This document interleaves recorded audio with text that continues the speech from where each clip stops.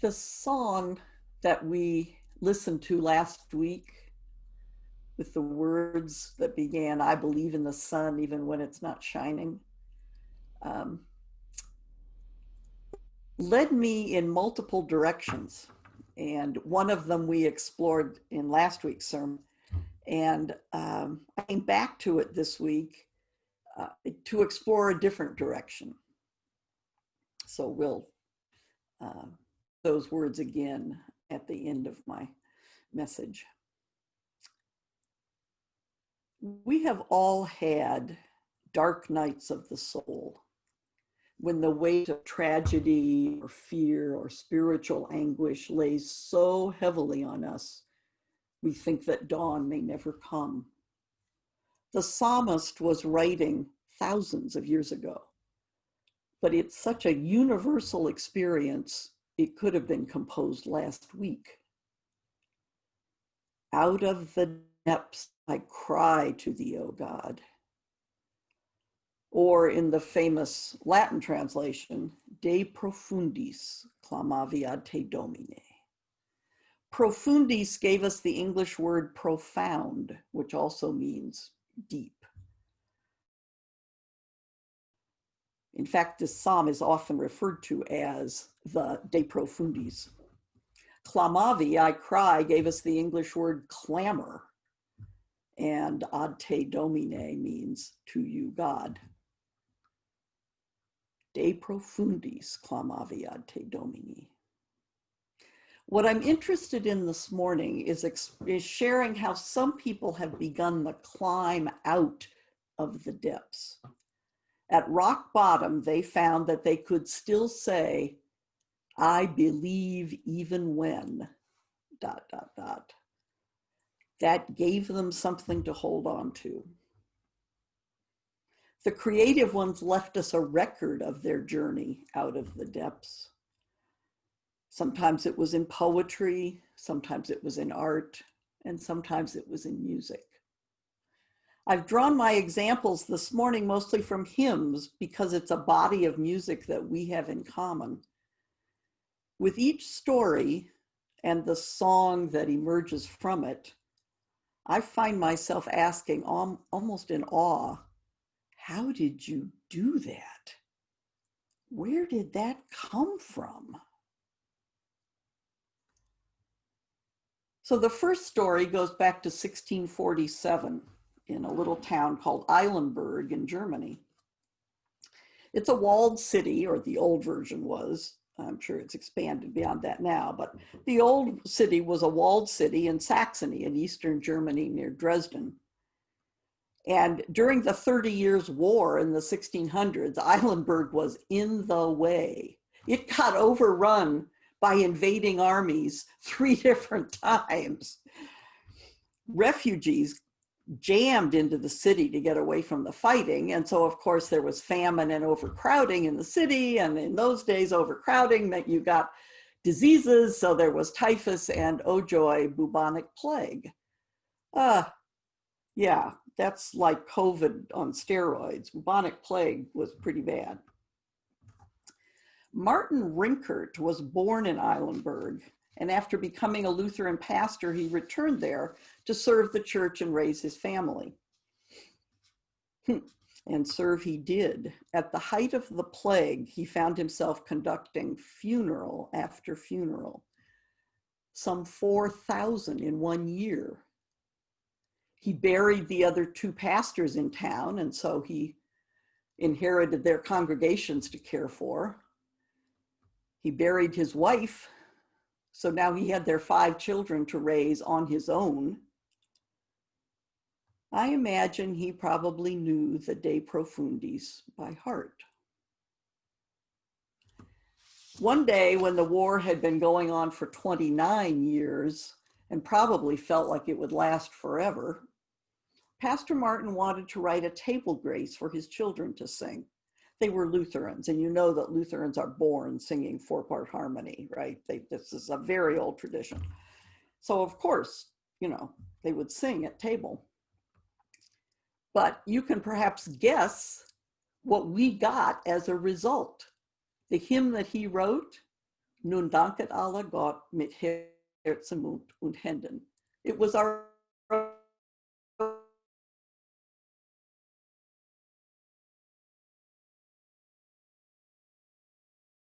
now the voices. All of that, he could sit down and write a hymn of faith and thanks and gratitude. And where does that come from?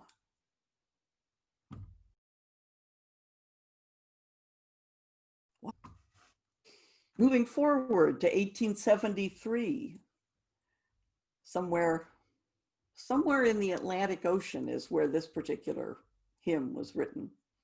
Horatio Spofford was a Chicago lawyer, a real estate developer, a Presbyterian elder. He was actually on his way to Europe to meet his wife. He was supposed to have been with her and their 4 daughters, Annie, Maggie, Bessie, and Tanetta. It had been 2 years since the Great Chicago Fire destroyed most of Spafford's real estate holdings, and this family vacation was overdue. But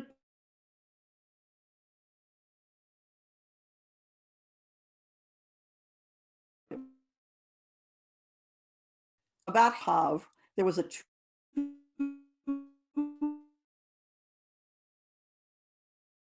sailing vessel, Locairn.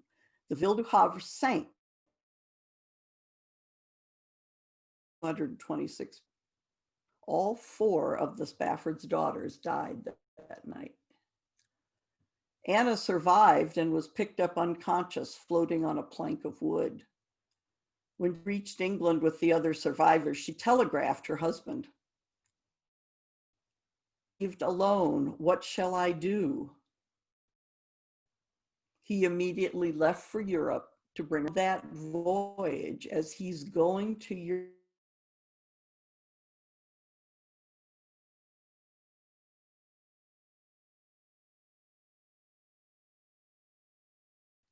with just I think we just need the first verse.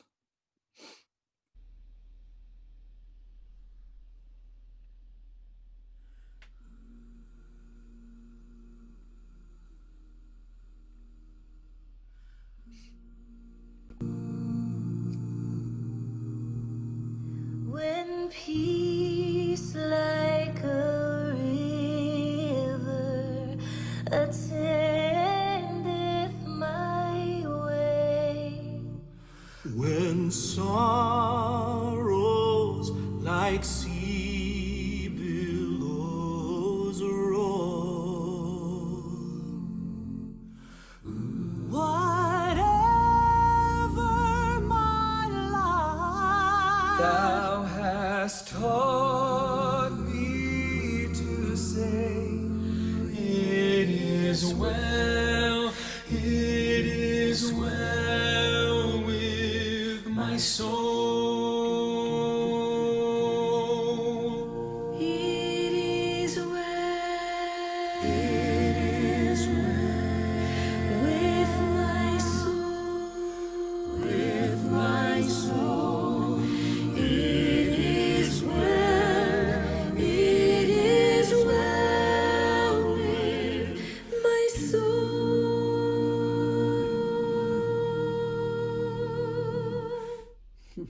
It is well with my soul. Wow. Years later, Spofford got out of business altogether and started really on a spiritual pilgrimage. He and his wife spent their final years in Jerusalem,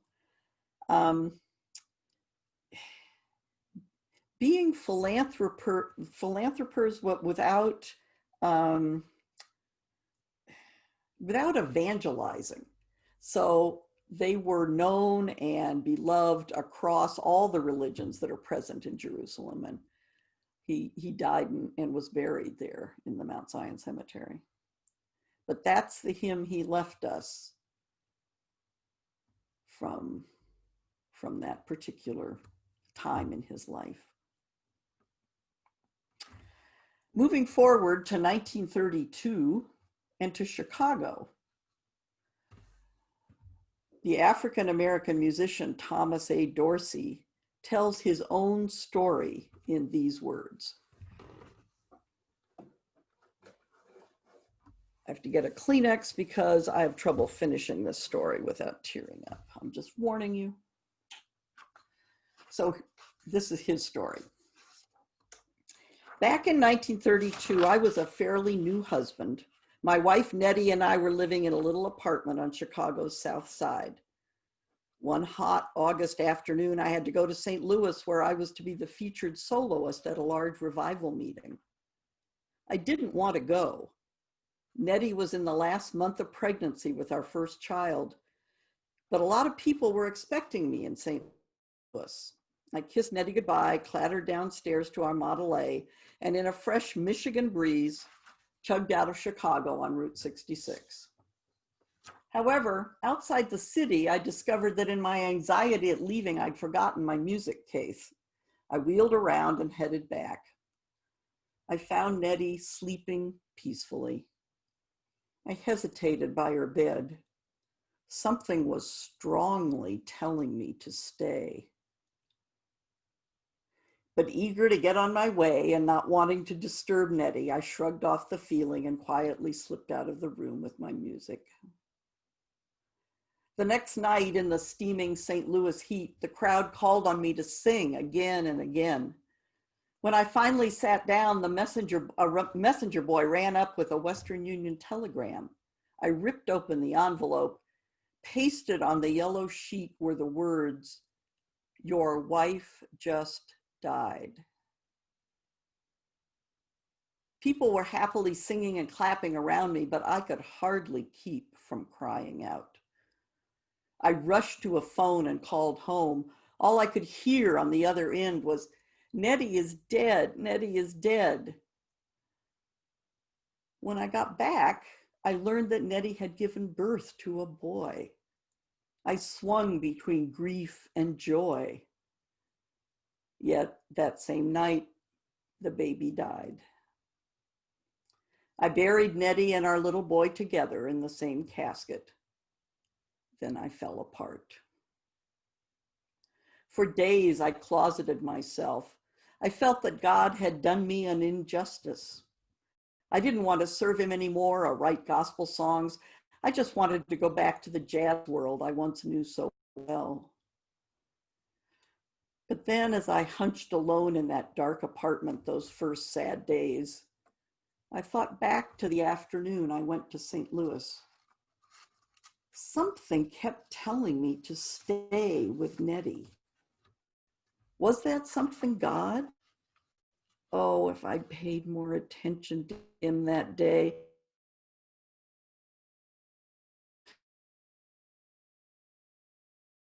That moment, I vowed to listen more closely to him.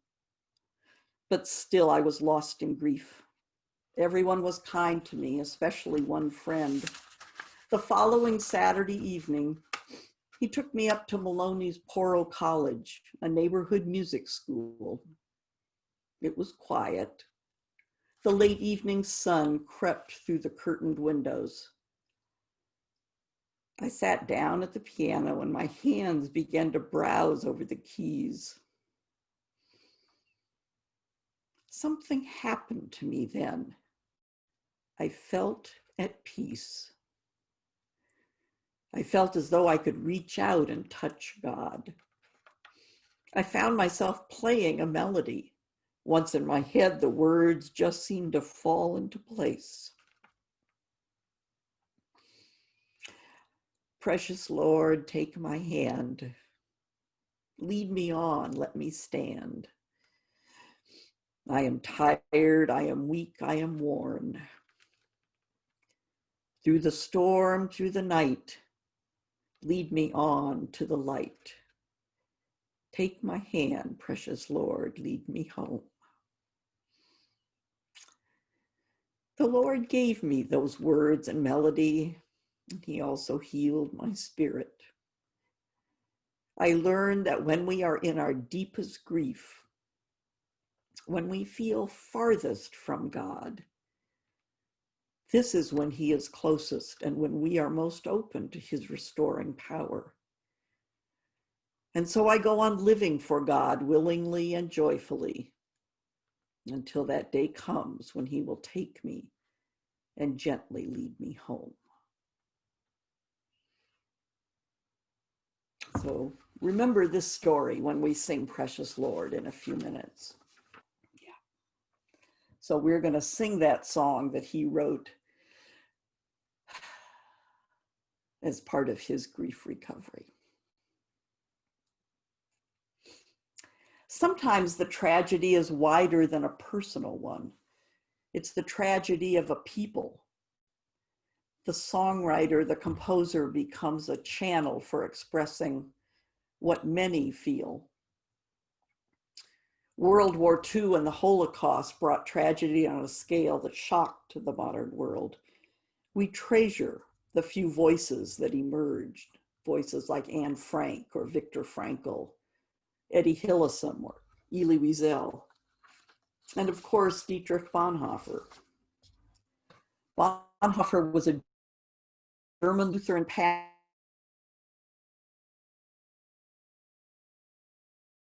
Nazi. He found after a failed attempt to assassinate Hitler, he was imprisoned by the Nazis and executed by hanging just months before Europe was liberated. Shortly before his death, he wrote the words that we sing as the hymn, "By Gracious Powers." I've always been particularly struck by the third verse. And when this cup you give is filled to brimming with bitter sorrow, hard to understand, we take it thankfully and without trembling. I can't even imagine what Bonhoeffer's state of mind must have been when he wrote, there he is, when he wrote these words. He didn't know how the war was going to come out. He didn't know it was almost over. He didn't know. He didn't know if he was going to survive or not. He didn't know the fate of his family, of his fiance. And yet he could still write those words. Where does that come from? That faith, that holding on. Last week, we heard a song based on words from that same World War II era, written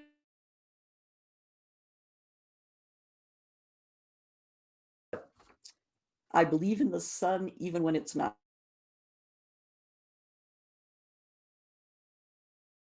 I believe in love, feel it. I believe in God, even when God is silent. Mark Miller put the music under those lyrics that let us feel the hope against hope of whoever wrote them. Mark has written a lot of powerful music. In the days after George Floyd was murdered back in May, he wrote a song called Lament.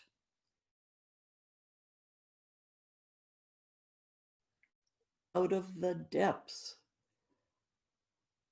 but this time set in the uniquely American musical form of a Negro spiritual. So let's listen to Mark singing his lament.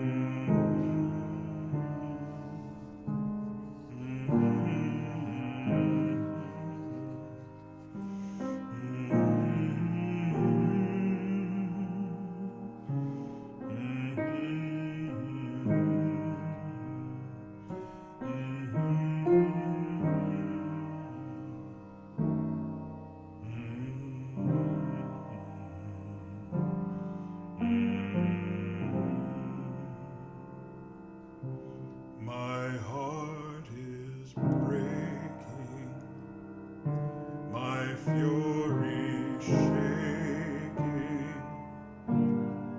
my soul is tired, my breath is gone. I cry, how long, Lord, this evil season, unending pain and tears. My heart is breaking, my fury shaking, my soul is tired, my breath is gone. I cry, how long, Lord, this evil season, unending pain and tears.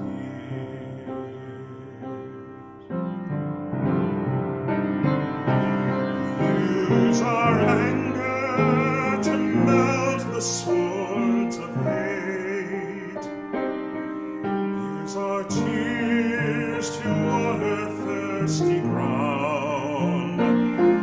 Give us courage to love all you create. Come to us and turn your world around. Come to us and turn your world around. Use our anger to melt the swords of hate. Use our tears to water thirsty ground. Give us courage to love all you create. Come to us and turn this world around.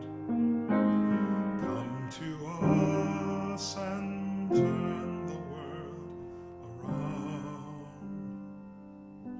Our hearts are breaking, our fury shaking, our souls are tired, our breath is gone. We cry, how long, Lord, this evil season, unending pain and tears.